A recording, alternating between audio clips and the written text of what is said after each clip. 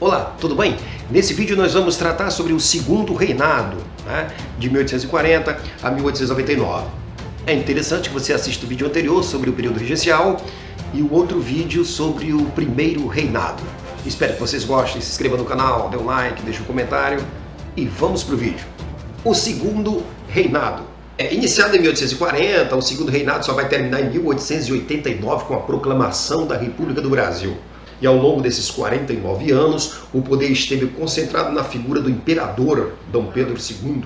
E esse vai se utilizar o tempo todo do poder moderador. E para isso ele vai nomear ministros, dissolver a Câmara e o Senado várias vezes, escolher os senadores, convocou eleições e suspendeu magistrados. Além de ter debelado as revoltas provinciais e governado durante esse período com apoio alternado do Partido Liberal com o Partido Conservador. Entre 1840 e 1889 foram 39 gabinetes, 29 conservadores e 19 liberais. Sempre que um gabinete substituía o outro, era trocado toda a estrutura administrativa do Império, funcionários públicos, coletores, prefeitos, delegados, presidentes de província. A política do segundo reinado. A exceção de Dom Pedro II, claro, foi uma vitória do Partido Liberal. E como reconhecimento por esse apoio, o monarca, lógico, escolheu um gabinete formado apenas por liberais. Como a Câmara era majoritariamente composta por políticos da ala conservadora, Dom Pedro II dissolve a Câmara e convoca novas eleições.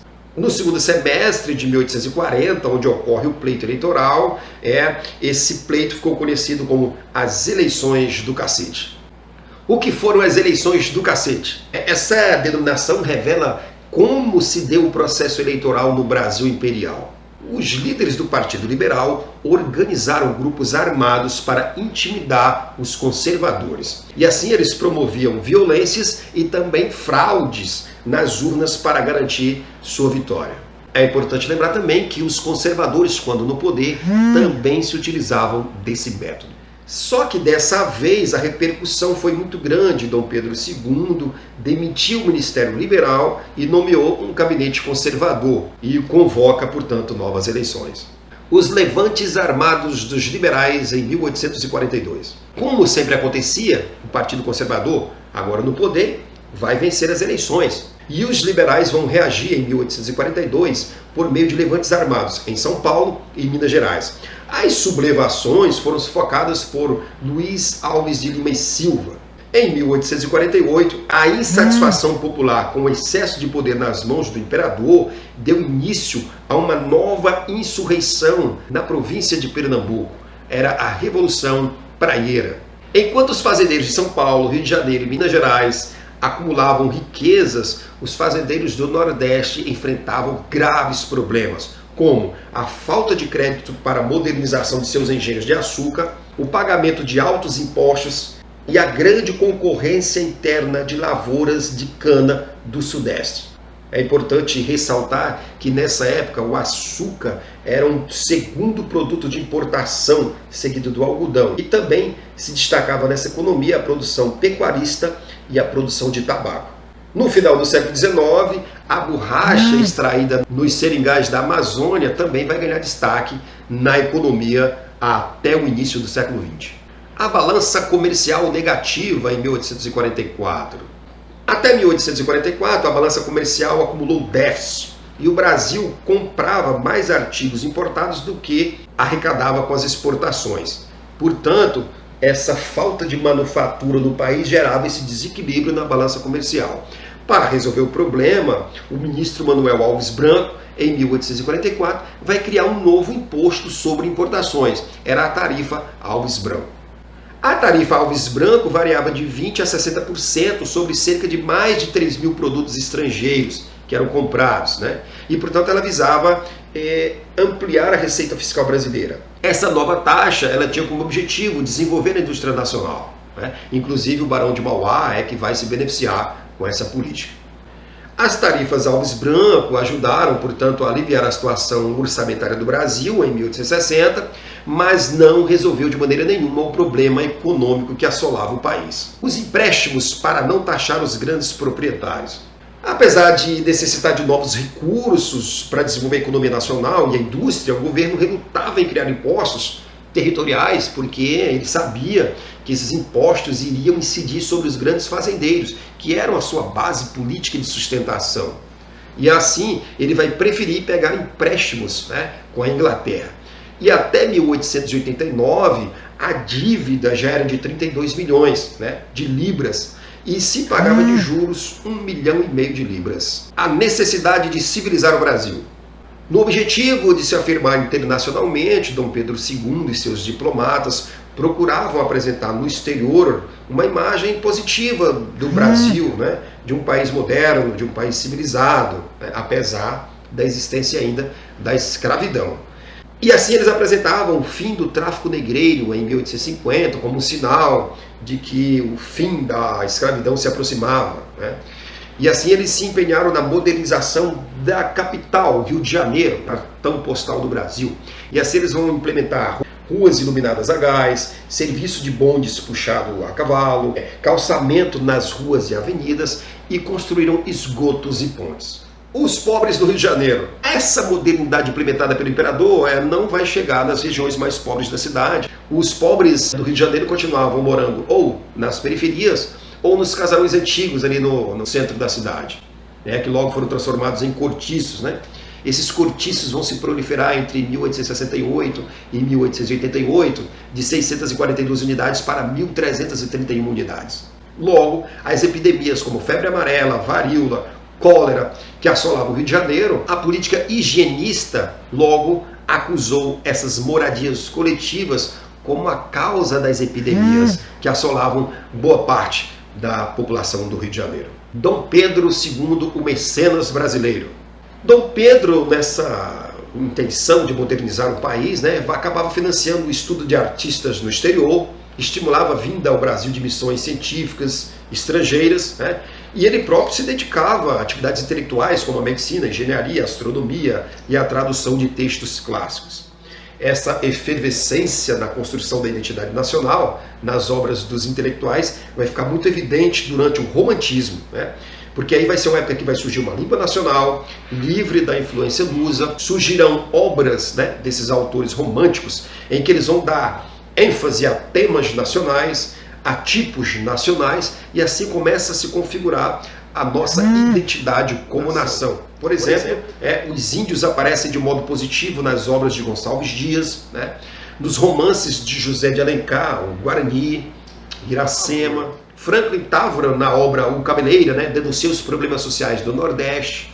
Castro Alves, em sua poesia contra a escravidão, também aborda essa questão. Castro Alves, em sua poesia, dá ênfase ao tema da escravidão. Machado de Assis, em sua riquíssima obra, vai detalhar características específicas do Rio de Janeiro do século XIX. Carlos Gomes, com o apoio de Dom Pedro, vai para Milão estudar música. 7 anos depois ele retorna ao Brasil com a ópera O Guarani, de 1870, e apresenta na capital, né, uma obra baseada no livro de José de Alencar. E assim os românticos vão dando a sua contribuição na construção, né, da identidade nacional em parceria com as políticas implementadas pelo imperador. O imperador também vai custear o estudo de pintores, né, em obras que faziam parte do projeto de criação da identidade nacional e também de glorificação dos heróis nacionais. Aí nós vamos ter Vitor Meireles, que vai pintar a primeira missa, e Pedro Américo, que vai pintar o Grito do Ipiranga. A Guerra do Paraguai. A Guerra do Paraguai, as causas se dão por conta da consolidação, né, de estados nacionais na região do Prata, e isso incomodava o imperador, né? Ele tinha essa preocupação com a formação de uma grande nação platina e ocupasse o antigo território do vice-reino do Prata, né? Portanto, o Brasil intervia nessa região desde 1816, quando o exército imperial ocupou a banda oriental do Uruguai. A invasão das tropas imperiais do Uruguai de 1864. Em agosto de 64, o Brasil invadiu o Uruguai, país independente desde 1828, e derrubou o presidente Atanásio Aguirre, né, do Partido Blanco. Acusado de impor medidas anti-brasileiras, né, Atanásio Aguirre foi substituído por Venâncio Flores, do Partido Colorado. Solano Lopes, do Paraguai, invade o Mato Grosso e declara guerra à Argentina. Interpretando a invasão do Brasil ao Uruguai, Solano Lopes presidente do Paraguai, se sentiu um pouco ameaçado e em 1864 apreendeu um navio mercante brasileiro no Rio da Prata. E em dezembro ordenou a invasão do Mato Grosso. Em seguida, proibido de atravessar o território argentino em direção ao Rio Grande do Sul e ao Uruguai pelo governo argentino, Solano Lopes do Paraguai vai declarar guerra também à Argentina. A formação da Tríplice Aliança em maio de 1865 por Uruguai, Argentina e Brasil. O governo imperial brasileiro encontrava-se totalmente despreparado para uma guerra dessas proporções. E aí ele, em desespero, passou a oferecer terras, prêmios a quem se alistasse para o combate.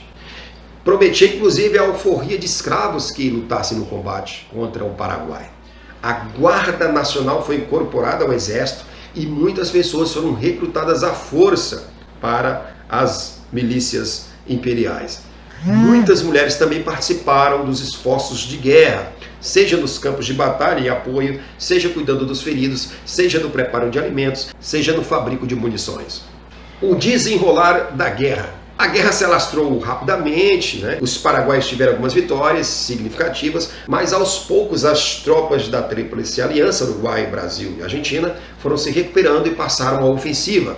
E os combates corpo a corpo eram extremamente violentos, sangrentos, de grande grau de crueldade, porque haviam degolas, fuzilamentos e saques. Muitos combatentes morreram não só no campo de batalha, mas como vítima de cólera, malária, fome, frio e por péssimas condições de higiene. O resultado da guerra para o Paraguai. A guerra vai terminar em 1870 com a morte de Solano Lopes e a população foi arrasada no confronto. Se calcula que a população masculina do Paraguai foi dizimada, E a economia do Paraguai destruída. E ainda perdeu 40% do seu território para os países da Tríplice Aliança. Os resultados da Guerra do Paraguai para o Brasil. O conflito vai fortalecer o exército, Vai contribuir para afirmar um sentimento de identidade nacional, apesar de provocar a morte de 30 mil combatentes dos 139 mil enviados ao campo de batalha. A guerra custou ao país 604 mil contos de réis, que segundo alguns economistas era 11 vezes o orçamento para 1864, e o governo imperial teve mais uma vez de fazer novos empréstimos no exterior, aumentando a dívida externa. O fim da Guerra do Paraguai e o início dos questionamentos à monarquia. Com o fim do conflito, inicia-se uma série de questionamentos contra o governo de Dom Pedro II. Torna-se cada vez mais intensas as críticas à escravidão, uma vez que os militares viram os negros escravizados se empenhando no confronto contra o Paraguai de forma honrosa, e portanto, com o final da guerra, os militares passaram a defender a causa abolicionista. E começa a ganhar força a ideia de se pôr fim à monarquia e se instalar em definitivo uma república. Ok, espero que vocês tenham gostado desse resumo inicial sobre o Segundo Reinado.